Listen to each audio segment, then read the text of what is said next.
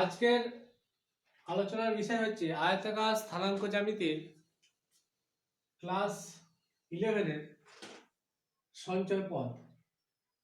Class 11-এর আরো দুটো part আমি আগের দুটো ভিডিওতে করেছি, ওইটা দেখে আসার পর এটা এখান থেকে শুরু হচ্ছে। সঞ্চয় পথ কি জানবো? সঞ্চয় পথ হলো যে কোনো একটা নির্দিষ্ট বিন্দু থেকে একটা নির্দিষ্ট শর্ত বজায় রেখে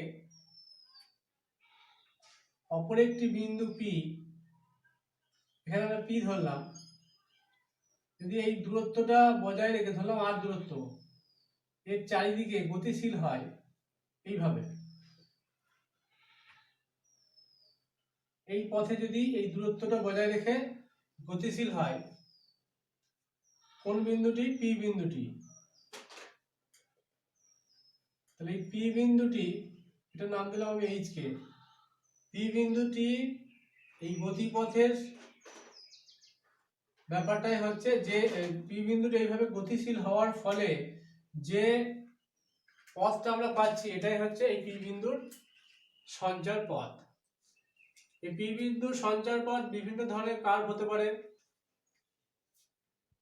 সরলরেখা হতে পারে, বক্ররেখা হতে পারে, বক্ররেখার মধ্যে বৃত্ত হতে পারে, অধিবৃত্ত, প্যারাবৃত্ত, উপবৃত্ত, এগুলো হতে পারে। বেশ, তাহলে সংজ্ঞাটা আমরা কি লিখব? সংজ্ঞাটা হচ্ছে যে যদি কোনো বিন্দু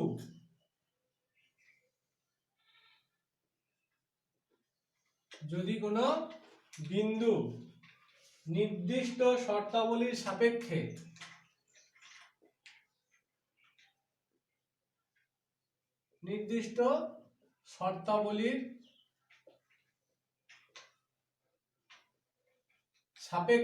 এই নির্দিষ্ট শর্তটা কিন্তু খুবই গুরুত্বপূর্ণ। নির্দিষ্ট শর্তাবলীর সাপেক্ষে কোনো সমতলে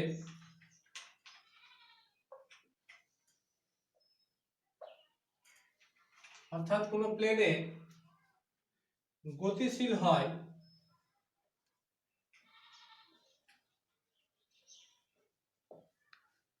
যেভাবে দেখালাম,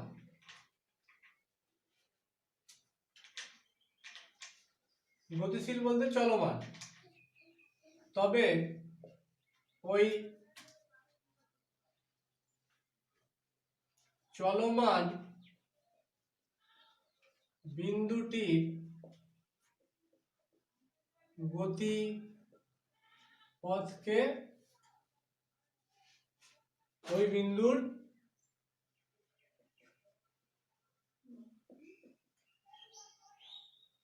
সঞ্চার পথ বলা হয়। তাহলে কি হলো সংজ্ঞাটা? বলি যদি কোনো বিন্দু নির্দিষ্ট শর্তাবলীর সাপেক্ষে কোনো সমতলে গতিশীল হয়, ওখানে আমরা নির্দিষ্ট শর্তটা কি দিয়েছিলাম যে নির্দিষ্ট ব্যাসার্ধ বা নির্দিষ্ট দূরত্ব মেনটেন করে এইভাবে বৃত্তাকার পথে ঘুরছিল, তাহলে ওখানে যে কার্ভটা তৈরি হবে বৃত্ত হবে, বক্ররেখা। তবে ওই চলমান বিন্দুটির গতিপথকে ওই বিন্দুর সঞ্চার পথ বলা হবে।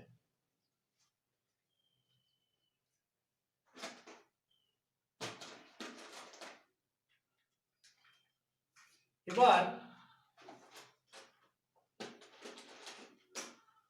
সঞ্চার পথের সমীকরণ কি এবং তার সংজ্ঞা সেটা আমরা জানবো। তাহলে সঞ্চার পথটা কি হলো? ওই চলমান বিন্দুর গতিপথ, ঠিক আছে? এই শর্তাবলী, নির্দিষ্ট শর্তাবলীর সাপেক্ষে ওই চলমান বিন্দুটা কি হয়েছিল? এই গতিপথটা হয়েছিল সঞ্চার পথ। এবার এই সঞ্চার পথের সমীকরণটা কি হবে তার সংজ্ঞাটা দেখবো।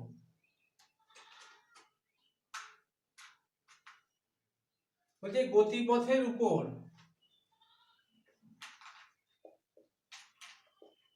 এই পর্যন্ত কিন্তু লিখতে হবে, তারপরে এটা শুরু করতে হবে সঞ্চার পথের সমীকরণের ক্ষেত্রে। বলছে গতিপথের উপর যে কোনো বিন্দুর স্থানাঙ্ক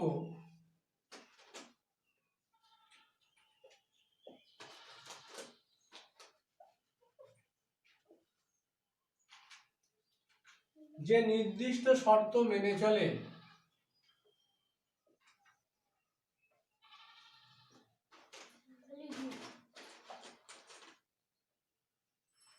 তার পথকে তার সঞ্চার পথকে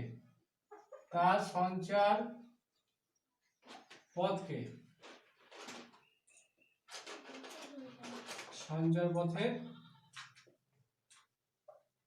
সমীকরণ বলে।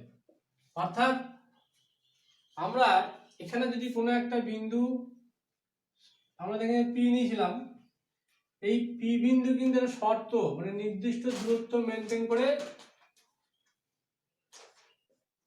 এইভাবে গতিশীল ছিল, ঠিক আছে। তার যে সঞ্চার পথ হলো, ঠিক আছে, পি যদি আমরা এটা এইচ কে নিই, তাহলে এইচ কে দ্বারা যে সঞ্চার পথটা তৈরি হবে, তার পথ যে সঞ্চার পথটা তৈরি হবে তার সঞ্চার পথকে আমরা সঞ্চার পথের সমীকরণ বলবো। এই সঞ্চার পথের সমীকরণ নির্ণয়ের একটা সূত্র আছে। কিভাবে সঞ্চার পথ আমরা নির্ণয় করব? প্রথমে স্টেপ 1, প্রথমে কি করতে হবে, একটি নির্দিষ্ট ওই গতিপথের উপর একটি নির্দিষ্ট বিন্দুকে আমরা ধরে নেব।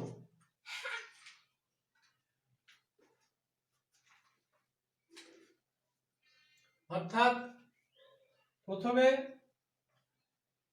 1 নম্বর দিয়ে যেহেতু প্রথম স্টেপ, গতিশীল বিন্দুর যে কোনো অবস্থানের স্থানাঙ্ক, গতিশীল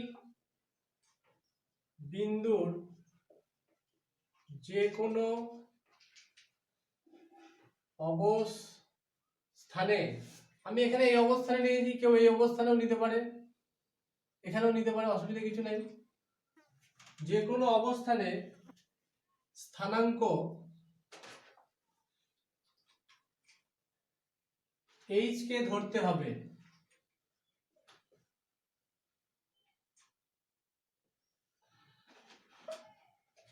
ঠিক আছে, এটা সব সময় এইচ কেই ধরতে হবে, অন্য কিছু ধরলে কিন্তু হবে না। কারণ ম্যাক্সিমাম কোশ্চেনের ক্ষেত্রে এইচ কে ধরা হয় এবং ম্যাক্সিমাম বইয়েতেও এইচ কেও লেখা হয়, সেই জন্য এটা এইচ কে ধরাই ভালো।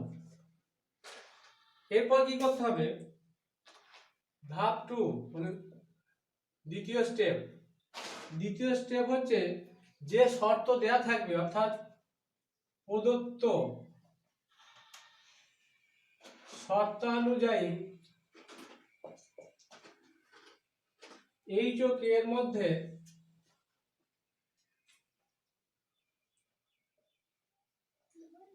একটি সরলীকৃত সম্পর্ক নির্ণয় করতে হবে।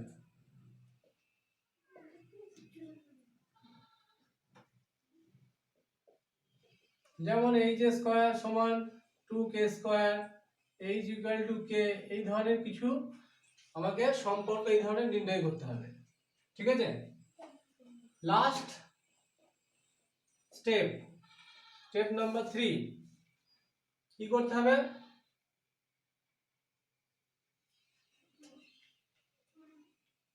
সরলীকৃত সমীকরণে যে সমীকরণটা আমরা পারবো এইচ কে দিয়ে, তাহলে সরলীকৃত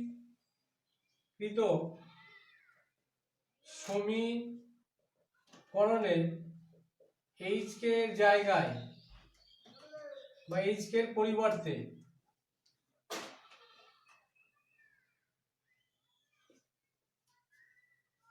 কারেন্ট কোঅর্ডিনেট অর্থাৎ চলমান স্থানাঙ্ক সাধারণত আমরা x, y বলি, ঠিক আছে, এক্স কমা ওয়াই বসাতে হবে। তারপর যে আমরা রিলেশনটা পাবো, সম্পর্কটা পাবো, এইচ কে বসিয়ে যে এক্স ওয়াই বসিয়ে যে সমীকরণটি পাবো সেটি হবে নির্ণেয় সঞ্চার পথের সমীকরণ। যদি আমরা এখানে এইচ কে দিয়ে রিলেশনটা এইচ স্কয়ার সমান 5k স্কয়ার এরকম পাই, তাহলে কি হয়ে যাবে, এইচ কে জায়গায় এক্স ওয়াই বসাবো, তাহলে x square equal to 5y square এই ধরনের হয়ে যাবে। তাহলে এটা একটা কোনো কার্ভকে নির্দেশ করছে, সেটা বিভিন্ন ধরনের কার্ভ হতে পারে। ঠিক আছে, তা ফার্স্টে কি করতে হবে আরো বলে নিচ্ছি আমি। ফার্স্টে গতিশীল বিন্দুর যে কোনো অবস্থানে, এখানে আমরা পি ধরেছিলাম, পি নাম দিলাম, এইচ কে ধরতে হবে। যে শর্তটা দেবে সেই শর্ত অনুযায়ী এইচ ও কে এর মধ্যে একটি সরলীকৃত, মানে জটিল আকার করলে হবে না, সিম্পল ফর্মে নিয়ে আসতে হবে, একটা রিলেশন নিয়ে আসতে হবে। তারপরে সরলীকৃত সমীকরণে এইচ কে পরিবর্তে চলমান স্থানাঙ্ক, মানে সব সময় শেষে গিয়ে এক্স আর ওয়াইটা বসিয়ে দেবো, যে সমীকরণটা পাবো সেইটাই হয়ে যাবে সঞ্চার পথের সমীকরণ। একটা অঙ্ক করায় তাহলে জিনিসটা বুঝতে একটু সুবিধা হবে।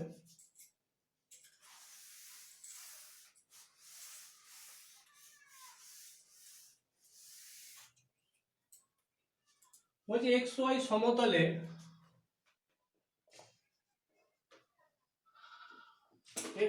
সমতলে চলমান একটি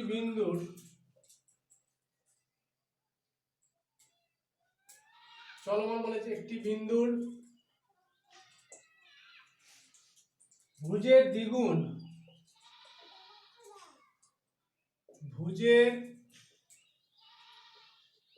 দ্বিগুণ সর্বদাই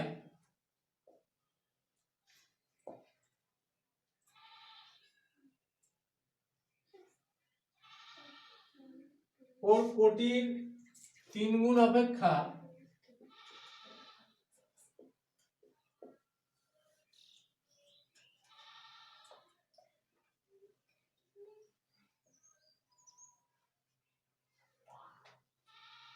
এক অধিক বা বেশি হলে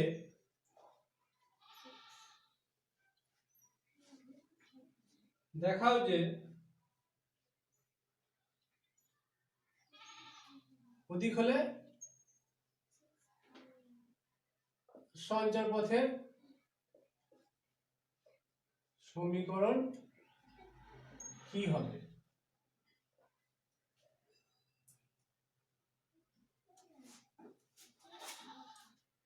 তাহলে আমি ধরেই নিচ্ছি যে চলমান বিন্দু পি, তাহলে কি ধরতে হবে বলেছি, প্রথমে এইচ কে, চলমান বিন্দুর স্থানাঙ্ক লিখি,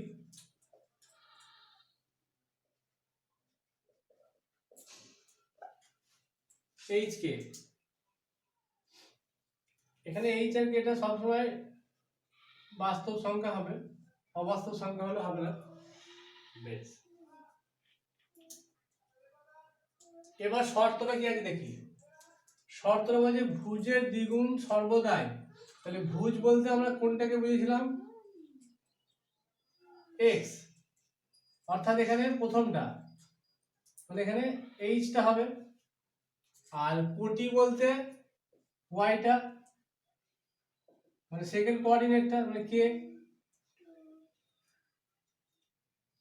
বোঝা গেছে, বলছে ভুজের দ্বিগুণ, তাহলে শর্তানুযায়ী, কারণ শর্ত বলছে প্রদত্ত শর্ত নাম্বার স্টেপ 2 তে প্রদত্ত শর্তটা কি আছে দেখতে হবে। তাহলে প্রদত্ত শর্ত বলতে শর্তানুযায়ী বলছে ভুজের দ্বিগুণ, তাহলে ভুজ কত এইচ, তাহলে তার দ্বিগুণ হচ্ছে 2h। কি হবে, কোটির 3 গুণের অপেক্ষা 1 বেশি বা 1 অধিক, তাহলে কোটির 3 গুণ মানে 3k, তার থেকে আবার 1 বেশি, এর সঙ্গে সমান হবে। ঠিক আছে, তাহলে আমরা এটাকে সরল করে সাজিয়ে নিই, তাহলে 2h minus 3k equal to 1 লিখতে পারি। এবার লাস্ট কি করতে হবে, শেষ স্টেপে সরলীকরণ করার পর h কে পরবর্তী x y বসিয়ে দেবো। দ্বিতীয় অতএব নির্ণেয় সঞ্চার পথের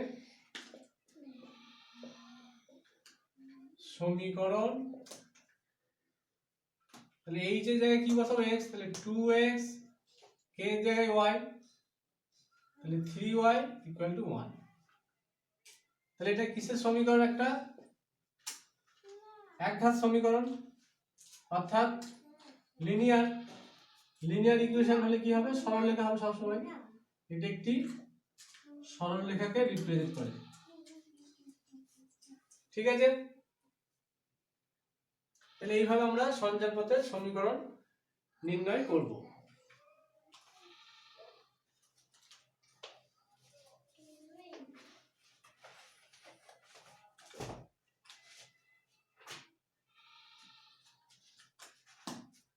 এরপর আমরা আরেকটা সূত্র শিখব,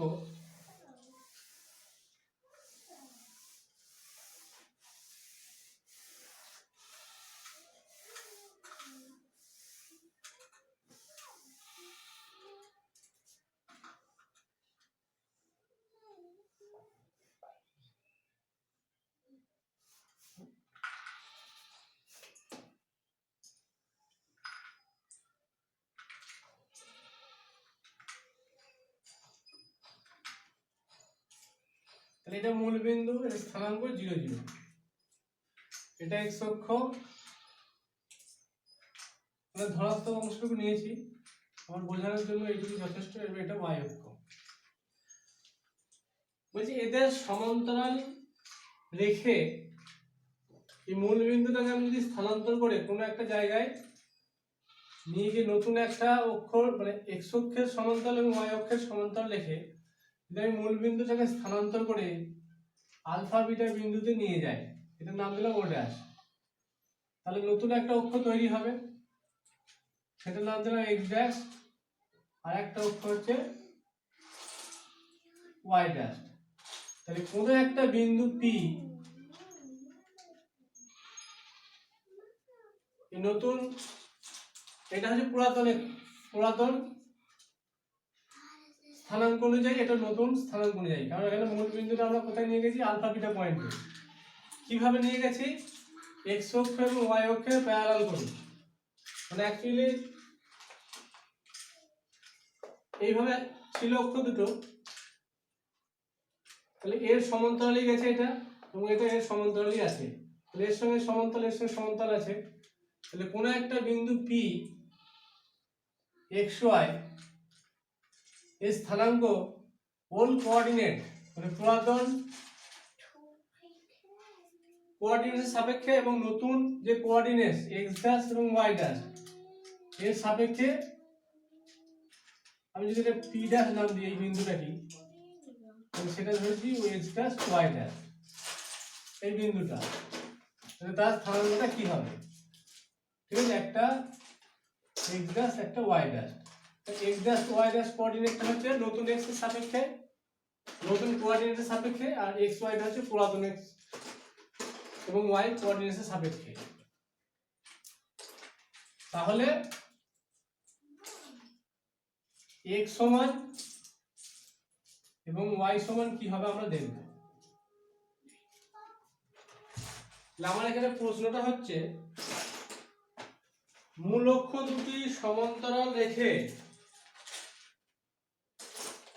মূল অক্ষ দুটি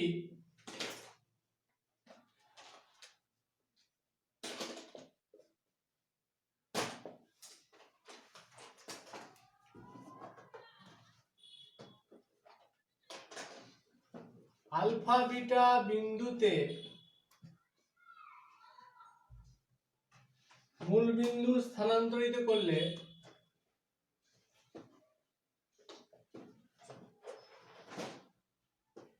বা মূল বিন্দু স্থানান্তরিত হলে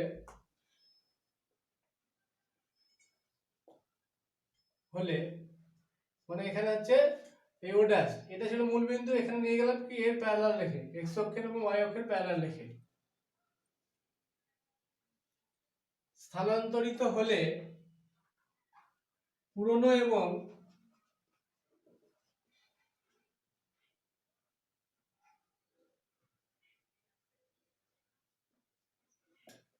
নতুন, পুরনো বলতে এইটা, নতুন বলতে এইটা, অক্ষদ্বয়ের সাপেক্ষে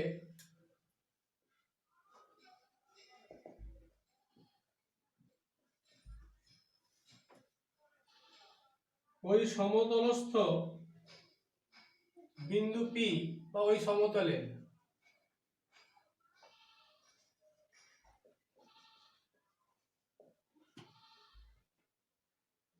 এর স্থানাঙ্ক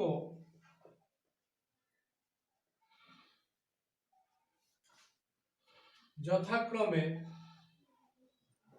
বলছি মানে ফার্স্টে হবে পুরনো ওল্ড কোঅর্ডিনেট সাপেক্ষে, কি হবে পুরনো সাপেক্ষে পি বিন্দু স্থানাঙ্ক কি এক্স ওয়াই, এবং নতুন এটার রেসপেক্টে কি হয়েছে এক্স ড্যাশ ওয়াই ড্যাশ।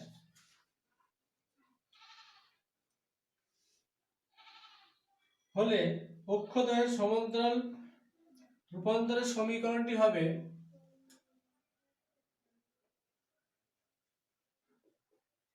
অক্ষদ্বয় মানে পুরাতন এবং নতুন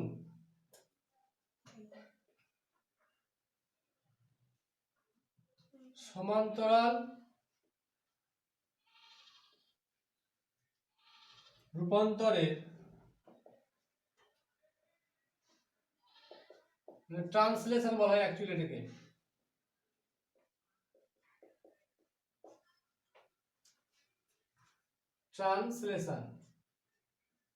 ট্রান্সলেশন বলতে অরিজিন চেঞ্জ হবে কার প্যারালাল, এক্স অক্ষের এবং ওয়াই অক্ষের প্যারালাল, ঠিক আছে, তখন সেটাকে ট্রান্সলেশন বলা হয়। সমীকরণটি হবে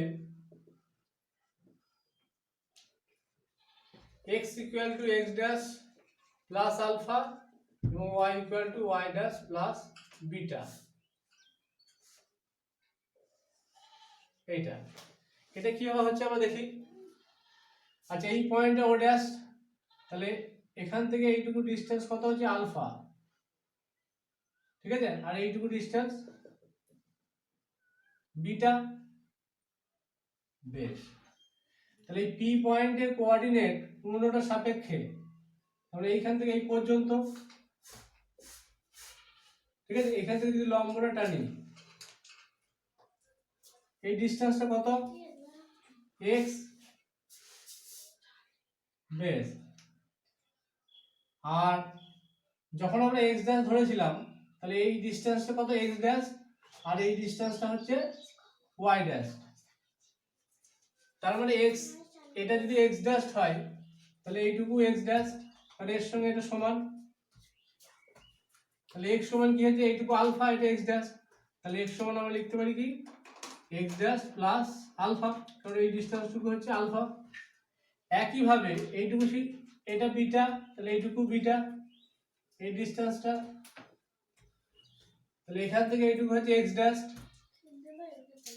বেশ, এইটুকু বিটা, এইটুকু ওয়াই ড্যাশ, আর এই টোটালটা কত ওয়াই, ঠিক আছে। তাহলে ওয়াই সমান কি লিখতে পারি ওয়াই ড্যাশ মানে এইটুকু, আর এইটুকু হচ্ছে বিটা, তাহলে y equal to y dash plus beta চলে আসছে এইভাবে। আচ্ছা এটা দিয়ে একটা অঙ্ক করাবো, দিয়ে এই ভিডিওটা আজকের মতো শেষ করে দেবো।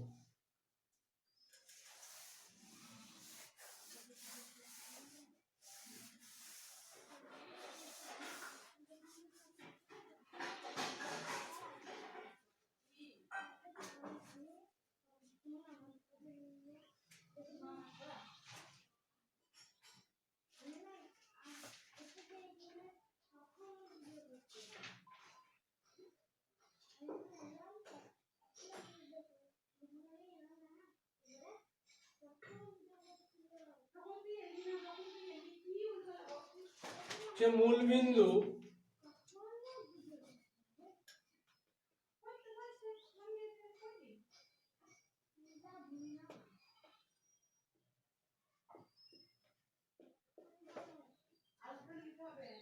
ফোর ফাইভ বিন্দুতে স্থানান্তরিত হলে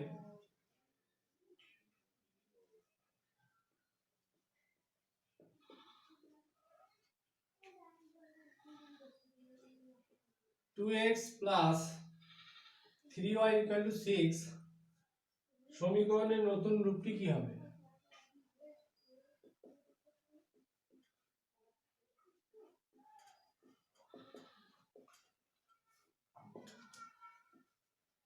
কি হবে? তাহলে মূল বিন্দু কোথায় গেছে 4 5 এ, তাহলে এখানে আলফা আর বিটাটা কোথায় 4 5 এ। তাহলে x সমান কি লিখতে পারি x ড্যাশ প্লাস আলফা, আর y সমান কি লিখতে পারি y ড্যাশ প্লাস বিটা, এই ফর্মুলাটা অনুযায়ী। তাহলে x এর মান কত হচ্ছে x ড্যাশ, আলফার মান হচ্ছে 4 প্রথমটা, আর এখানে বিটার মান হচ্ছে 5। এবার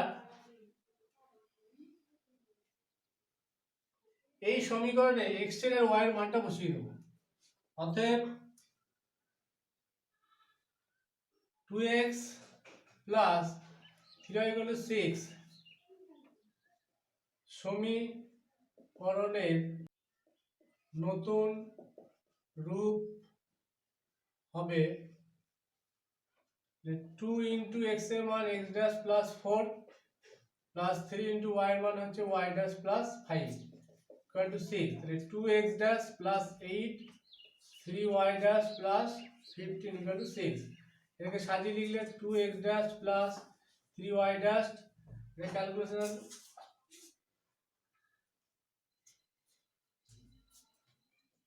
6, তারপরে 2x dash plus 3y dash equal to 6 minus 23। সেটা লিখে রাখি, তাহলে প্লাস 23 মাইনাস 6 ইকুয়াল টু 0। তাহলে 2x dash plus 3y dash 23 minus 6।